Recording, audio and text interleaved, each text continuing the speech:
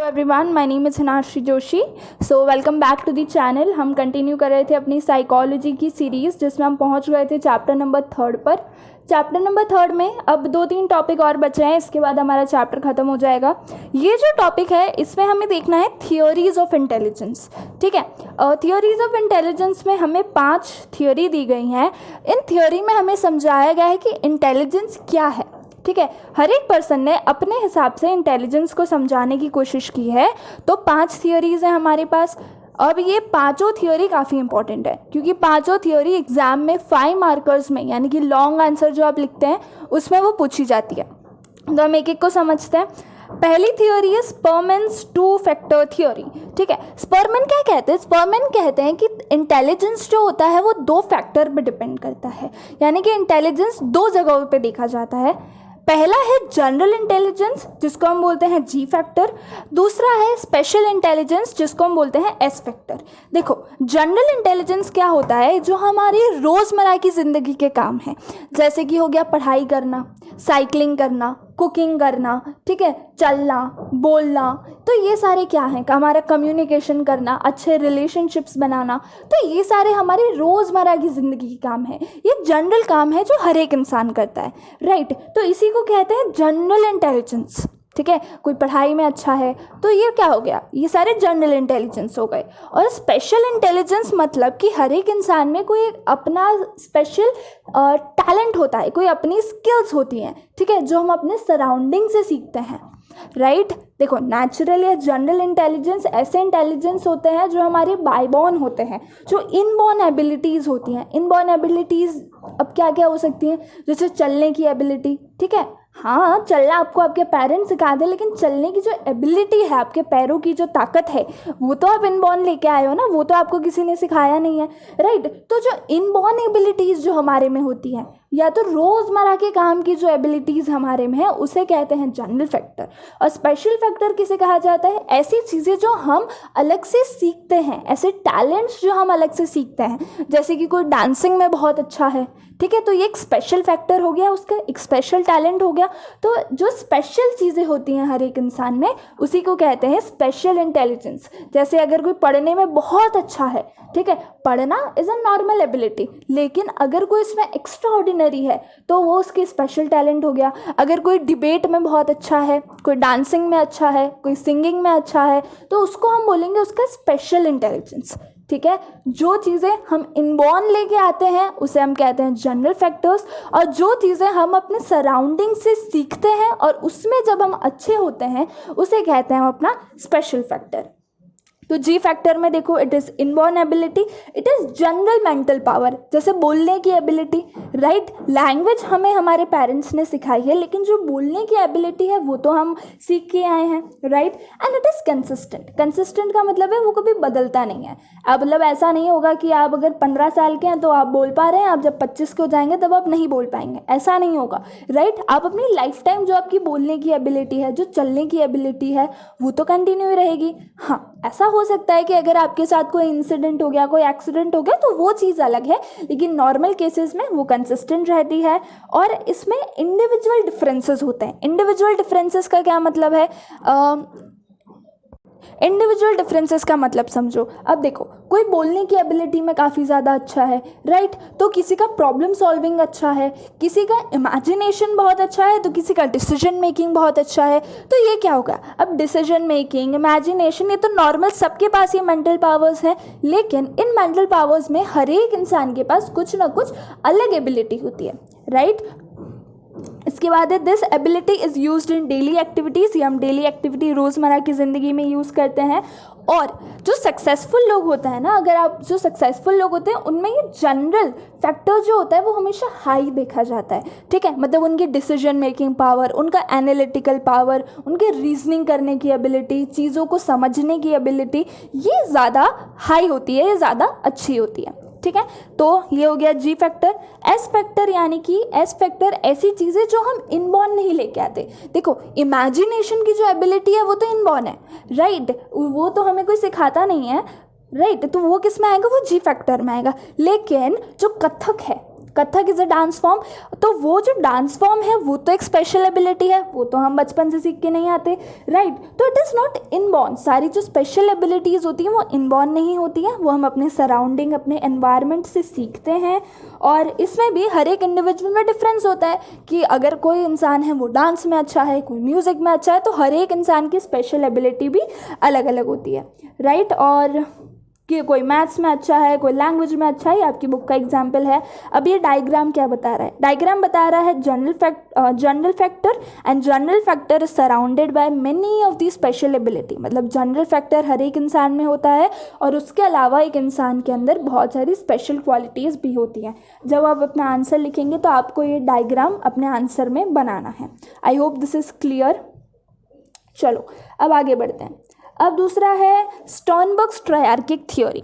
जैसे स्परमैन ने बोला कि इंटेलिजेंस 2 चीज़ों पे डिपेंड करता है, तो स्टर्नबर्ग बोलते हैं कि इंटेलिजेंस जो है वो 3 चीज़ों पे डिपेंड करता है। मतलब 3 टाइप के इंटेलिजेंस होता है, कॉम्पोनेंशियल, एक्सपेरिमेंटल एंड कंटेक्चुअल। ठीक है, अब आ जाओ एक एक को समझते हैं। कॉम्पोनेंशियल इंटेलिजेंस क्या होता है? In this type of intelligence abstract and analytical thinking is possible. ठीक है, मतलब अगर कोई इंसान जो है वो रीजनिंग कर पा रहा है, चीज़ों को अच्छे से समझ पा रहा है ना, मतलब अच्छे से सोच पा रहा है, उसकी थिंकिंग बहुत अच्छी है। ऐसे कुछ लोग होते हैं ना जो आप उनको प्रॉब्लम बताओ और एक क्रिएटिव सा सोल्यूशन लेके आ जाते हैं, एकदम out of the box solution लेके आ जाते हैं। तो कॉम्पोनेंशियल इंटेलिजेंस में हमारी एनालिटिकल पावर, हमारी रीजनिंग की पावर, हमारी अंडरस्टैंडिंग, इमेजिनेशन, ये सब इंक्लूड किया जाता है। इसको इसीलिए एनालिटिकल इंटेलिजेंस भी कहा जाता है।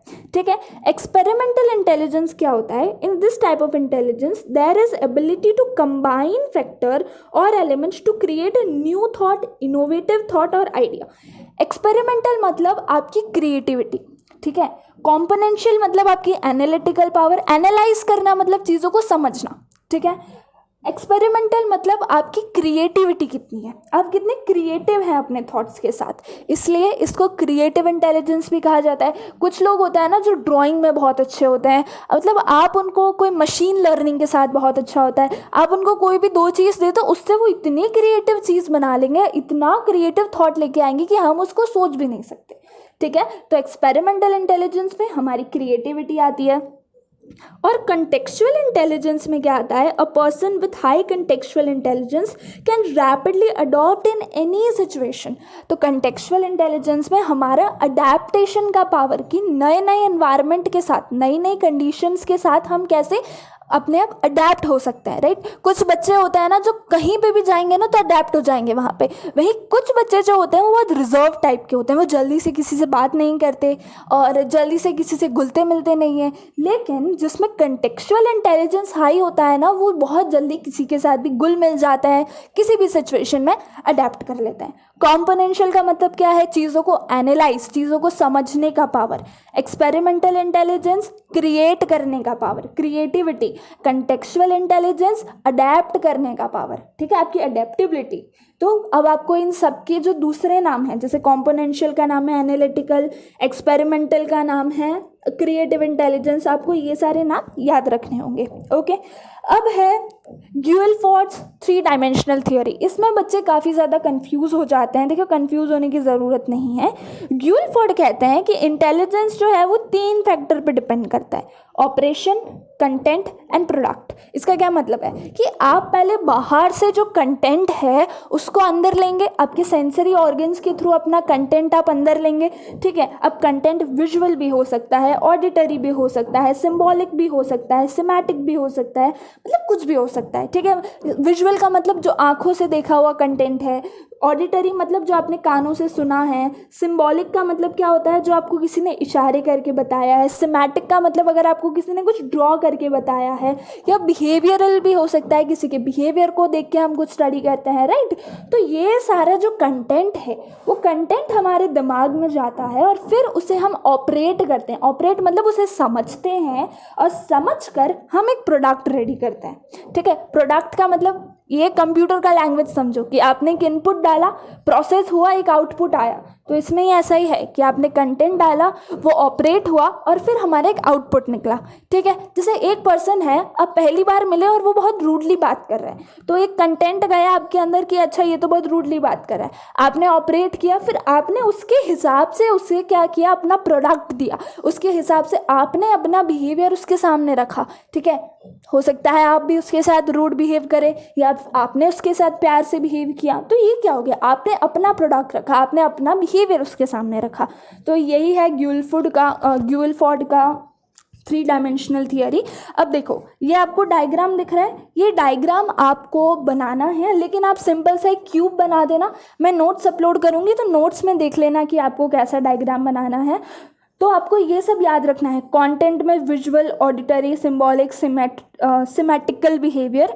ऑपरेशन में करते हैं तो क्या क्या आता है, हम चीज़ों को इवैल्यूएट करते हैं। ऑपरेशन मतलब क्या होता है, चीज़ों को कंप्यूटर की लैंग्वेज में जैसे आपने इनपुट डाला, फिर ऑपरेट होगा, फिर आउटपुट निकलेगा, तो वैसे ही हमारे ब्रेन में भी क्या होगा, एक बाहर से इनपुट आएगा, एक बाहर से आउटपुट आएगा, बाहर से इनपुट आएगा, हम उसे ऑपरेट करेंगे, फिर अब हम अपना आउटपुट देंगे। तो ऑपरेट में क्या क्या आता है, ऑपरेट में आता है इवैल्यूएट करना, चीज़ों को देखना कि ये सही है, गलत है। Divergent thinking, convergent thinking, memory and cognition. अब देखो डाइवर्जेंट थिंकिंग का मतलब क्या होता है, जब हम उससे ओवर थिंक करने लगते हैं। कन्वर्जेंट थिंकिंग मतलब जब हम एक सोल्यूशन पे आते हैं। डाइवर्जेंट मतलब खुलना, कन्वर्जेंट मतलब बंद होना। ठीक है, मेमोरी तो जो आपकी मेमोरी में सेव हो जाता है। कॉग्निशन मतलब रिलेटेड टू माइंड। ठीक है, माइंड के रिलेटेड अलग अलग जो प्रोसेसेस होती हैं उसे कहते हैं कॉग्निशन। और एक प्रोडक्ट है, प्रोडक्ट आएगा यूनिट, क्लासेस, रिलेशन में, सिस्टम में, ट्रांसफॉर्मेशन में या इम्प्लीकेशन में। देखो ये सब समझने पे इतना फोकस नहीं करना है, आपको फिलहाल ये याद करना है। ठीक है, you have to memorise it. तो ये थोड़ा आपका रटने वाला पार्ट हो जाएगा। ठीक है, ग्यूलफोर्ड कहते हैं that there are 150 factors of intelligence. कैसे उन्होंने 150 फैक्टर्स निकाले, देखो 5 फैक्टर ऑपरेशन के, 5 कंटेंट के, 6 प्रोडक्ट के, जब सबको मल्टीप्लाई कर दिया तो 150 आ गया।